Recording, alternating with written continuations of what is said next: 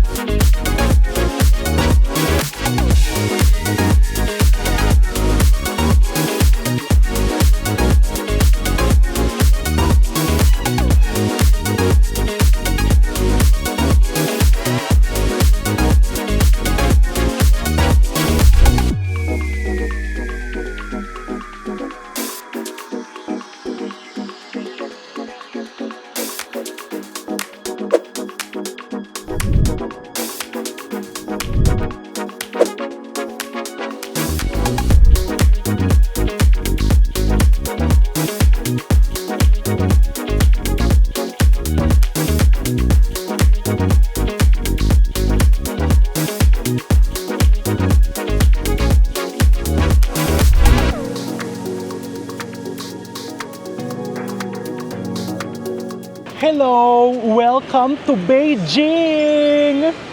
So, nasa Beijing kami to celebrate ang birthday ni Nanay Rose. Ayan, napaka-smooth naman po ng biyahe namin. So, we took Philippine Airlines. Mga 4 na oras, nandito na kami. Ang ganda ng airport nila and kaka-check-in lang namin dito sa hotel. We're staying at the Peninsula. Si Nanay Rose at si Rosette, ready na yung room nila. Actually, may pa-birthday surprise na for Nanay Rose. Ayan makikita mo. Yung room namin ni Miss Diane, 30 minutes pa daw po. So, lumabas muna kami, magla-lunch tayo. So, ang ganda po ng weather, para kang nasa Baguio. Malamig-lamig, chilly. So, today, free and easy lang kami. We're going to look for a place to have lunch.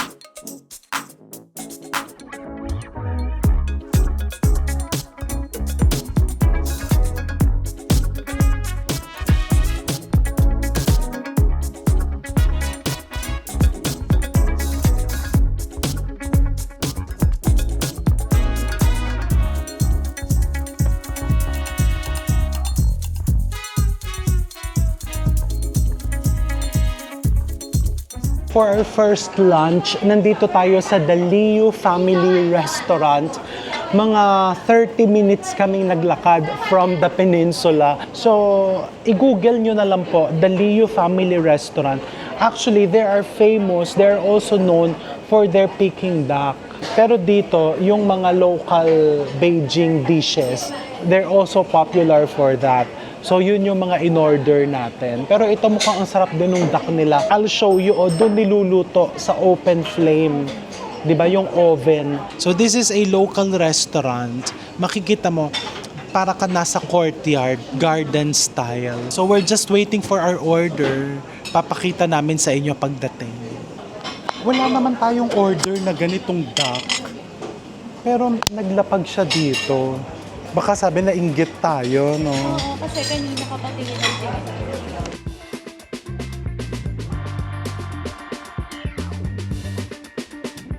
Etong skin, nilalagyan ng sugar or hoisin.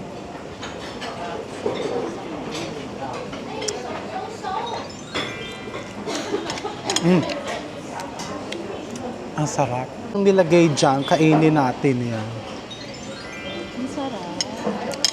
Ay, ba't ang dami? Umorder ba tayo ng... Nagugulat ako. Baka naman hindi sa ating order to. O basta pag inilagay, sige, kunin natin. Ito yung shrimp with cashew na... Ay, dear, mukhang masarap. Tikman na natin.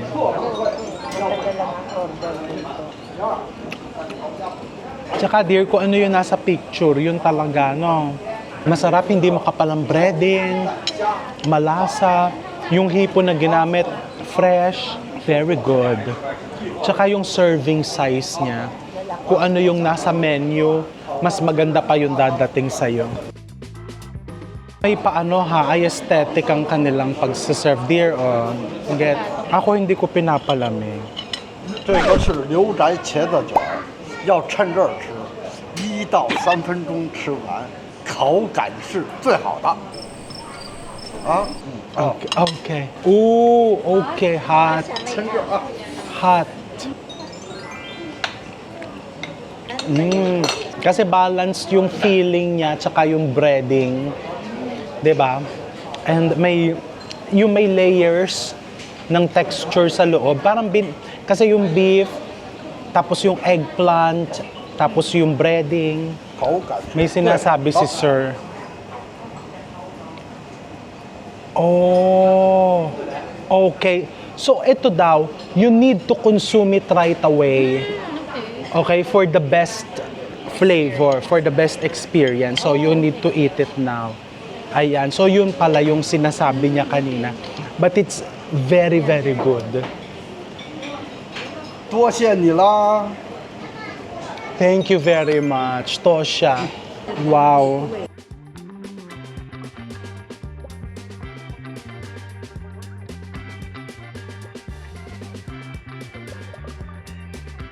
It looks so delicious and fresh. Ang fresh nung isda. And the sauce is not overpowering. So hintayin natin yung rice.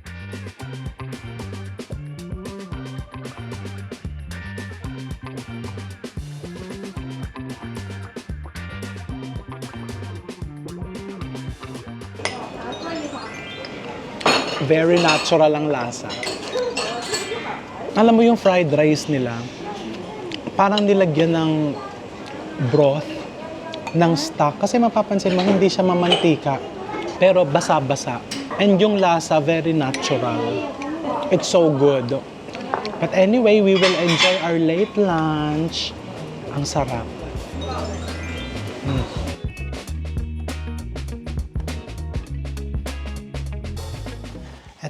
Eto may room na tayo.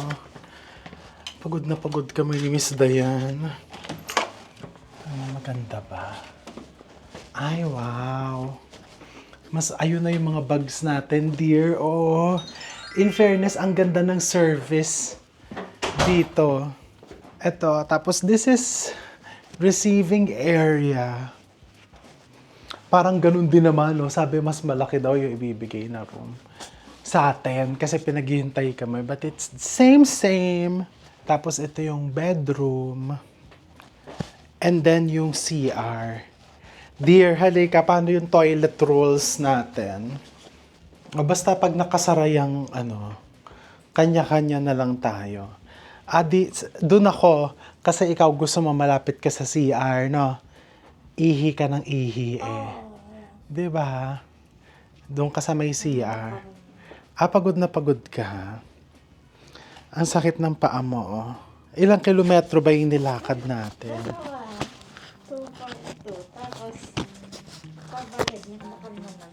Magre-refresh kami ni Miss Dayan. Magcha-charge din ng mga devices. Tapos, tignan natin mamaya kung makakapag-dinner pa.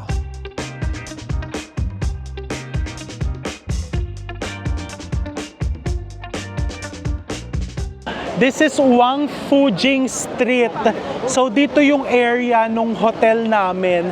Kaya namin yun binook kasi nandito ka na mismo sa center. And kung medyo matyaga ka maglakad, nandito na din yung Forbidden City. Mga 15 to 20 minutes na lakad. Pero pag gabi kasi, sarado na yung mga attractions na yon, yung mga historical sites. So ang gagawin mo na lang mag-food trip, mag-window shopping, and this is one of the best areas. Ayan o, para kang nasa, ano ba yon? Champs-Élysées, Times Square, na pinagsama-sama, Nathan Road. Ang gusto ko dito kasi, alam mo na there's a taste of history. Nandun yung eto, very modern, pero when you get to the next street, nandun na yung Forbidden City. Nandun na yung Tiananmen Square. So it's the modern and it's the old. 'Di ba? Nandun yung perfect balance. So yun ang Beijing. So ngayon maghahanap po kami ng kakainan and medyo magwi-window shopping. Yung luxury shopping po ay napakamahal dahil meron silang luxury tax, no? Pero we're not here for shopping. We're here for food trip and yung mga sightseeing. Ang ganda, buhay na buhay. Today is October 3. So pumatak po na yung punta namin dito is Golden Week holiday and Mooncake Festival din po this coming Monday, kaya napakaraming tao. But usually, hindi naman daw po ganitong kalaki yung crowd. Pero nakakatuwa, 'di ba? Kasi it's been 15 years since we last visited Beijing. Kaya parang iba na siya ngayon talaga. Very modern.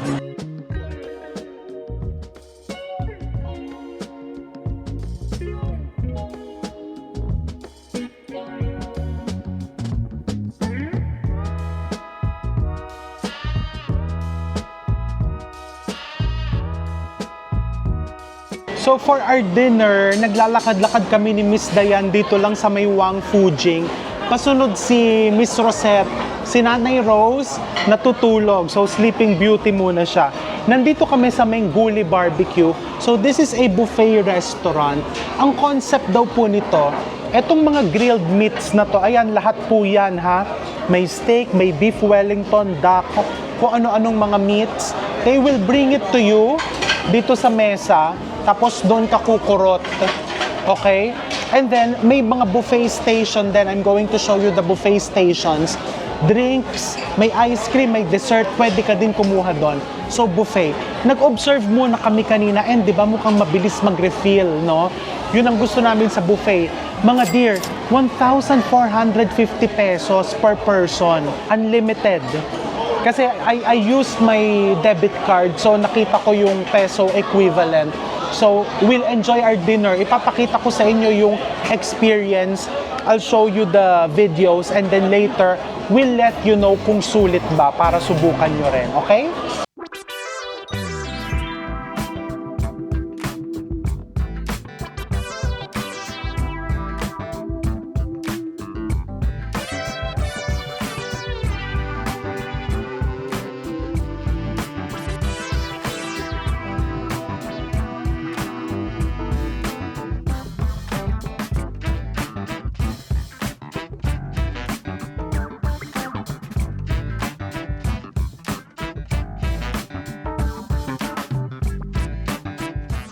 Okay, so ito ibibigay ko na yung aking conclusion.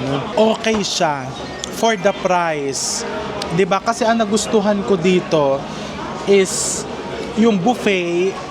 Hindi naman lahat ng stations palaging puno.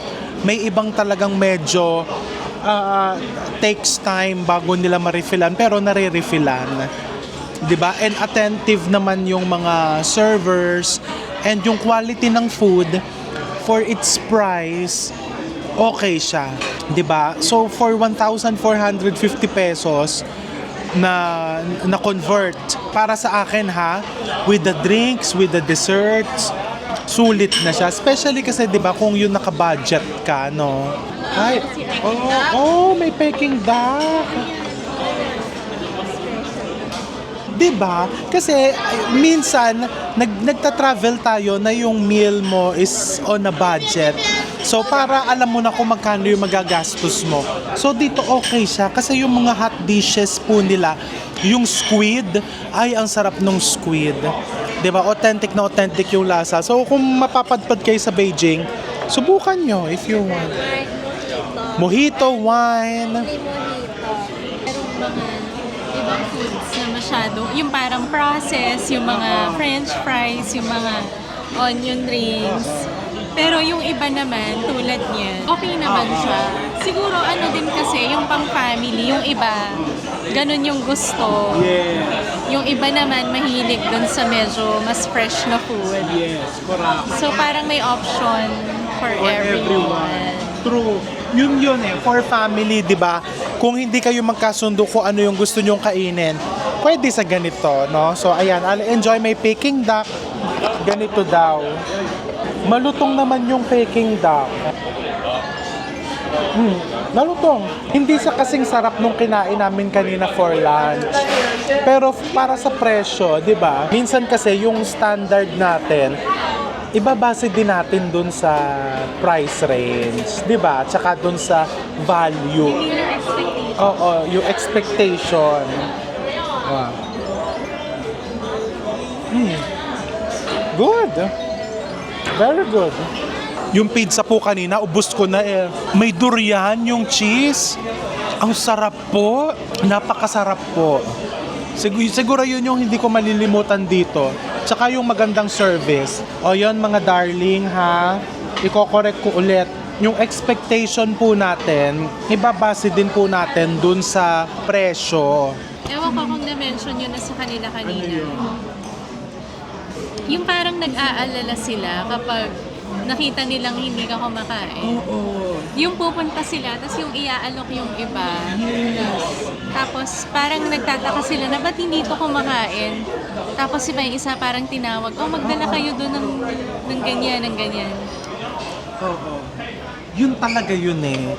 Ito, ayaw ko na sanang sabihin pero gusto kong sabihin. Sana all ng buffet ganon, di ba? Na yung tinitignan mo talaga yung customer kung may makukuha pa.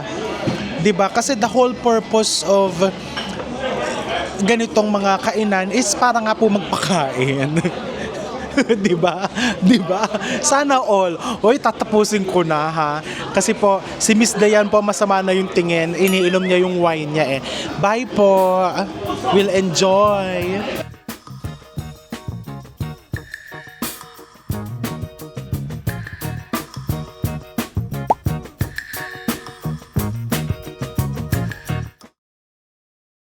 Dear, bakit 9:30 na ng gabi? Nagyaya ka bigla sa Nike. Kasi mag-shower na ako. Nakalimutan ko pala yung pantulog. Mga pantulog. Ang sosyal naman. Wala akong sonsok. Sana all. Ibig mo sabihin yung Nike, ipantutulog mo lahat. Talbog. Talagang talbog. Magsasara na. Mag-aano? Magsasara na. Magsasara na. O sige. Bilisan mo. Talbog na talbog. Ang pantulog. Bongga, Nike. Magagamit mo naman yan eh, di ba? Magagamit ko naman to kasi kung ano yung pang-gym ko, yun din ang ginagamit kong pang-tulog pag nagta-travel. Hindi Okay. naman sa bahay, iba pang-tulog ko. Siyempre nakakahiya naman bababa ako sa breakfast. Tapos yun ang suot mo na pantulog. Okay. Kaya ang ginagamit ko pag travel, yung pang-gym, yun ang pantulog ko. Okay. Okay. Very good tip from you. So just in case nakalimot sila ng pantulog, di ba? There's always a solution. Okay? Good night. Magsabi niyo say good night.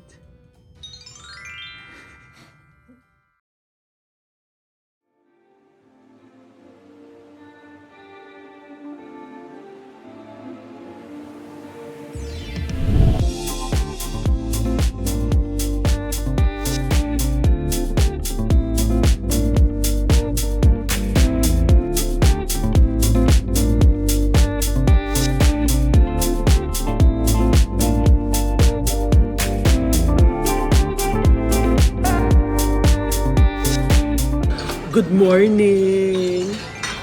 Ito, while waiting for Rosette and Nanay Rose, we are enjoying our breakfast. They have a beautiful selection, buffet selection. But aside from the buffet, you can order these a la carte breakfast items. Ang ganda ng selection dito and the service is just beautiful. Diba? So we'll enjoy birthday ni Nanay Rose. So pagbaba niya dito, magpo-breakfast muna kami tapos mag-iikot-ikot.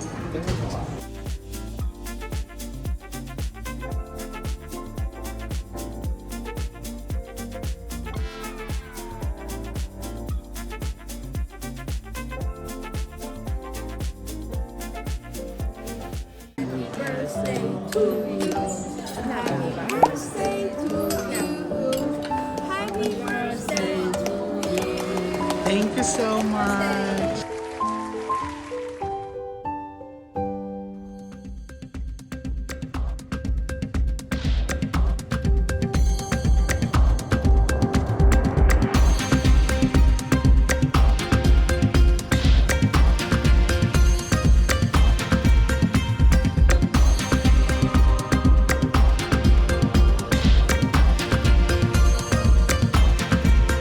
Nandito tayo sa Forbidden City, one site that you shouldn't miss kapag ka nandito ka sa Beijing. Nandito po ito sa gitna nung tinatawag nilang Central Axis. Yun po is 7.8 kilometers long. Tabi-tabi po doon yung mga dating government buildings, palaces, at yung mga importanteng sites dito sa China.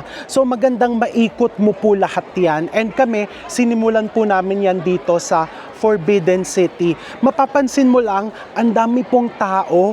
So really, the best time to visit this is early in the morning for you to avoid the crowd. But nonetheless, napakaganda pa rin talaga. It's well maintained, and pag naglalakad ka dito, yung para bang bumabalik ka dun sa unang panahon kung papaano yung nandiyan pa yung mga emperor, di ba? Feeling royalty tayo for today's episode. Okay, so ito yung napili naming spot kasi napakagandang mag-picture-picture and you get the nice morning sun. Diba? So halika, mag-ikot-ikot po tayo. I'm going to show you more videos.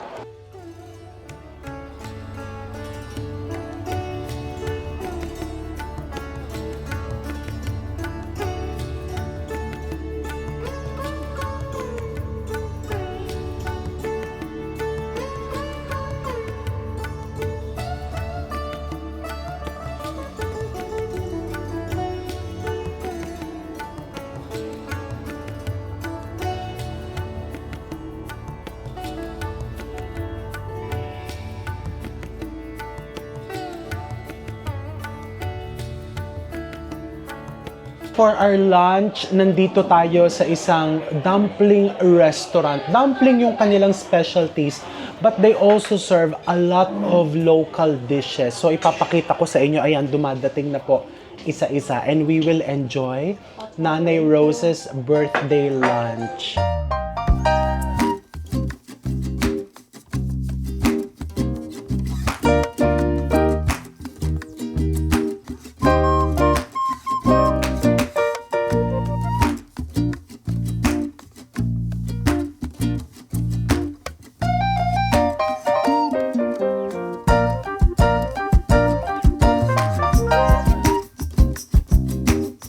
Nagbigay sila ng birthday. Oo, so nabanggit ko lang kasi na sana yung lunch ngayon is sa magandang restaurant. Sabi nila, yung restaurant na i-arrange namin, local restaurant na hindi siya mahal pero masarap yung pagkain.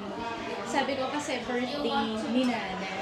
So, meron silang surprise na in-arrange. Ayan, yung may pinadeliver silang cake, tapos ito meron. Ay, may paganyan pa.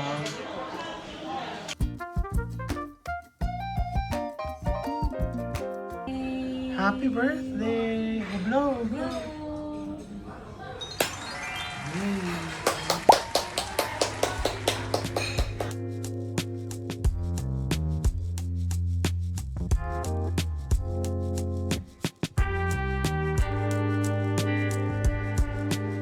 So nandito naman tayo ngayon sa Temple of Heaven kasi 'di ba mahilig sila sa mga worship places. So ipinagawa ito para daw they can worship heaven.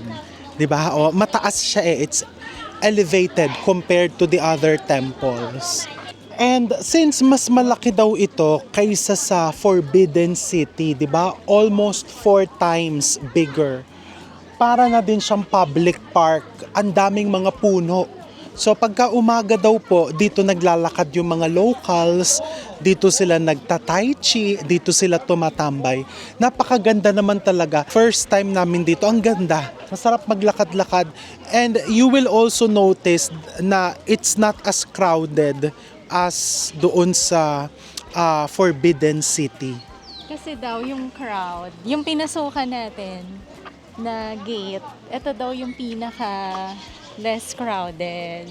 Oh. Kasi yung based on experience niya, pag lumalabas sila dyan, kaya dito niya tayo pinasok. Okay. Tapos sabi niya, yung iba daw na mga retired na Chinese, simula morning, nagta-tai chi dito. Tapos buong araw na daw nandito. Oo. Kasi daw, para yung may kabarkada sila, yung mga ibang katulad nila na solo sa bahay. Tambayan. Ginawang tambayan daw. Oo.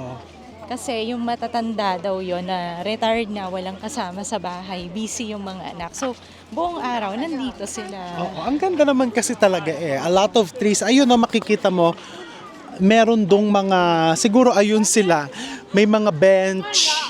Ayan. So, eto na siguro yung parang pinaka-entrada, pagoda.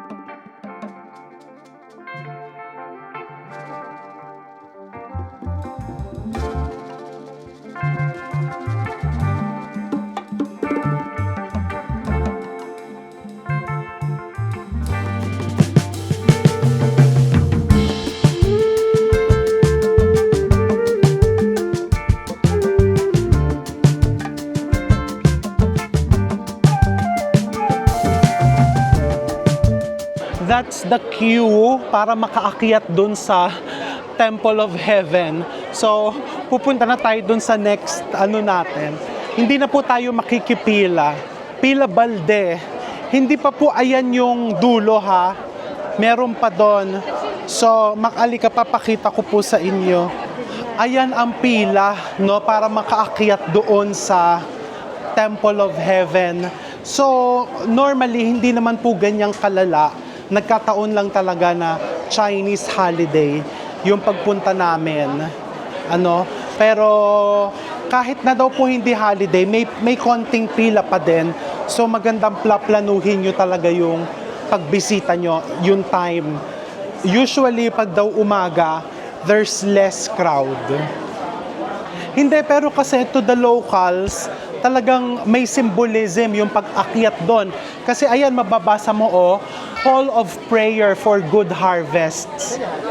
Kasi daw, noong unang panahon, the emperor would go here to pray for rain.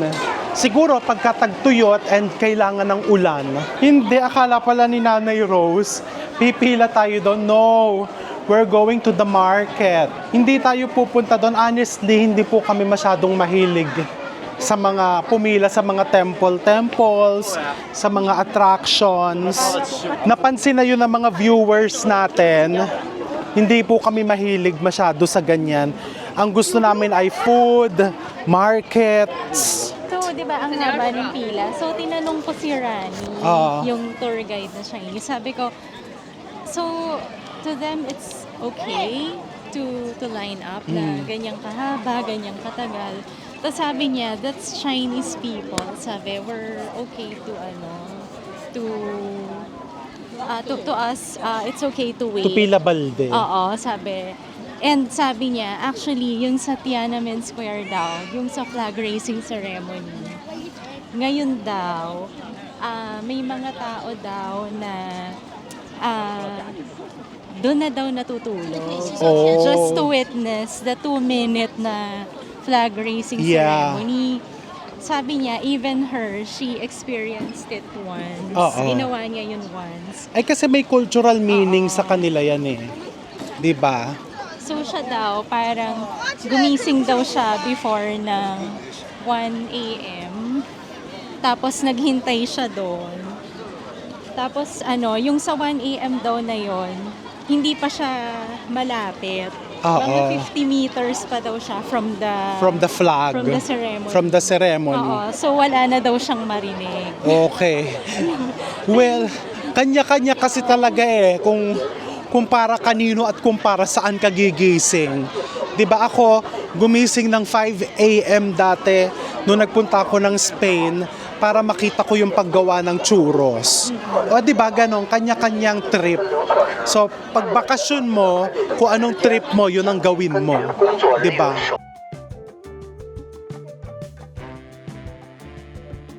Hindi na tayo nakipila dun sa Temple of Heaven. Nandito tayo sa Pearl Market sa shoppingan. Titingin-tingin lang tayo. Mapapansin nyo po, maski dun sa malls, sa may Wang Fujing, maraming naglalakad sa labas. Pero dun sa mga stores, medyo hindi din puno. Kasi daw po dito, uso na din talaga yung online shopping. So lesser locals are shopping in the malls. Ayan, so mag-relax-relax tayo dito. Titingin-tingin tayo ng mga paninda.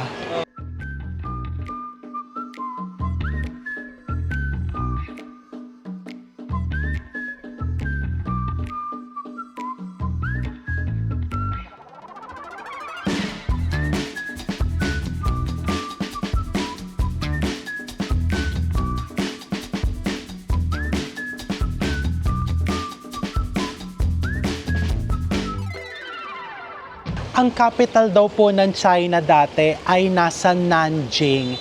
And noon pa man, nagluluto na daw po doon ng roasted duck. So during the 15th century, nung nilipat ni Yongle Emperor ang capital going to Peking, dinala po niya ang pagro-roast ng duck dito. Kaya nagkaroon ng Peking duck. Sumikat ang Peking duck dito sa lugar na to, na ngayon ay tinatawag nating Beijing, which means Northern Capital. So for tonight's dinner, kakain tayo ng special na Peking duck sa isang restaurant na nirecommend sa amin ng hotel concierge, ng aming tour guide, at ng mga kakilala naming locals from Beijing. So siguro, napakasarap talaga doon. So halika, let's have dinner! Naku, may harang pala ang daan. O, dito tayo. Okay? Let's enjoy our dinner.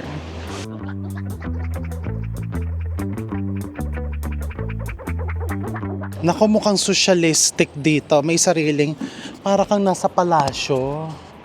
So, ito yon, it's 1949. That's the name of the restaurant.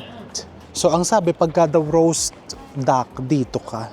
Ba, nice ang ambience. Hello! I love duck. Alika dito, Nay. O, tingnan mo yung duck. Diba? Mag-hi ka. Sa tingin mo, kailan pa nagbukas tong 1949 restaurant? 1949. Ang galing. Ang galing. Dahil dyan, halika, ititreat ka namin ng masarap na birthday dinner. Anong kakainin dito sa 1949 duck restaurant?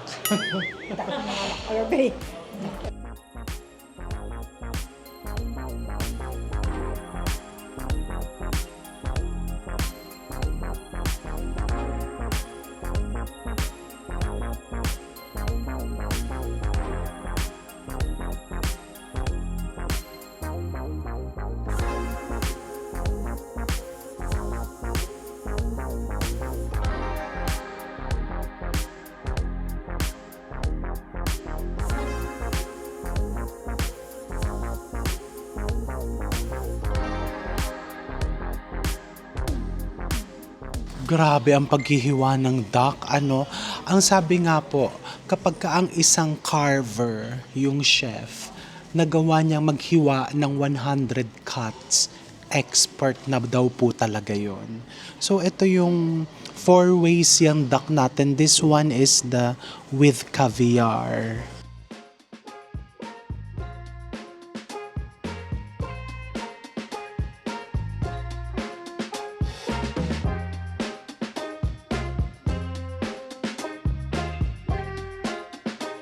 Happy birthday kay Nanay Rose! We're going to enjoy my birthday dinner. Ayan po. Grabe, no, nakaka-entertain yung duck. Ano? We'll enjoy po.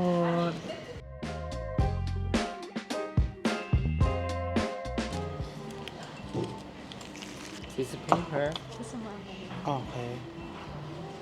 a little cucumber, melon,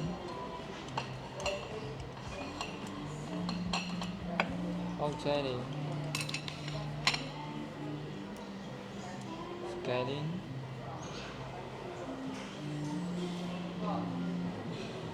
Iba tinuro na yan sa akin. Eh, iba-iba ang paraan. Sa Bangkok. Sa Hong Kong. Ay, Hong Kong. Iba-iba paraan nila. Tignan mo yung kahapon, di ba? Ang sabi, huli yung oisin.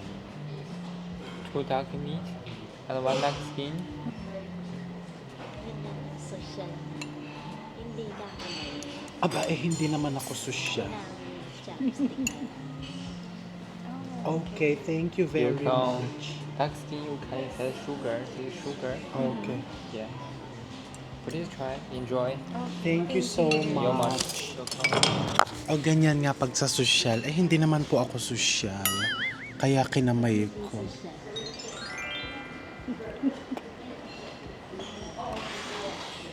Masarap. Yung kahapon, mas makapal yung balat. Ito naman is yung lobster with green rice. Sarap. Ayan yung mushrooms in typhoon shelter style. So, yung luto na yan daw, naging popular sa Hong Kong. So, may garlic, pepper, breadcrumbs. Kasi daw po, dati yung mga nabagyuhan, yan yung usually na niluluto dun sa mga shelters. Ang sarap. Very garlicky.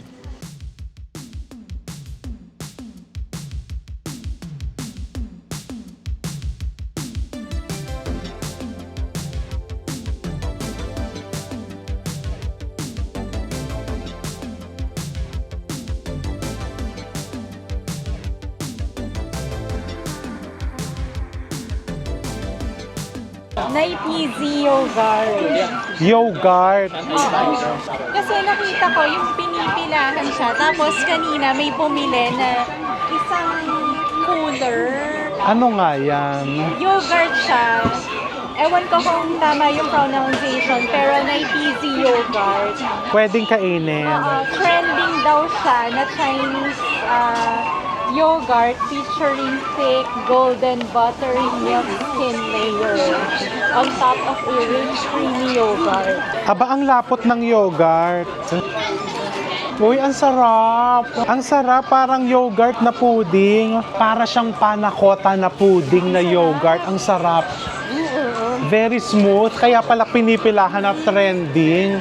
And dito po sa loob, nakita mo itong binili ni Mami Rose. Yung mga hopia na tinitimbang. Ito nakakatuwa po. Tinimbang. Tinimbang ngunit kulang. Charot. Beef tang. Parang hopia baboy.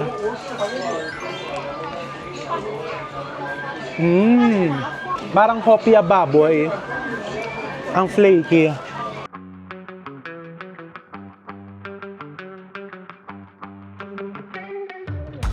$35 half kilo. Ang lalaki ng kastanyas. Okay. No free taste. No free taste. One. Kumuha ka ng one. Mama. Sheshe. Ang lamig ng kastanyas. Kasi malamig yan na panahon ngayon. Ang sarap. Ang sarap.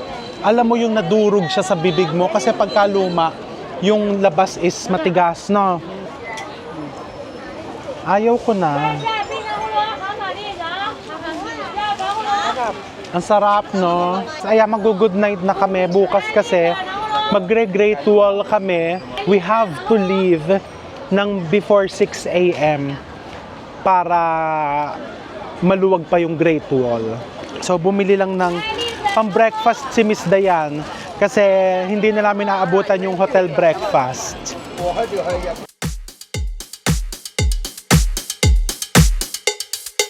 We are now at the Great Wall of China. So ito yung Tianyu Great Wall. Isa't kalahating oras from Beijing City. So after mo mag-Great Wall, dito sa baba may mga nabibiling local products, fruits, chestnuts, at kung ano-ano pa.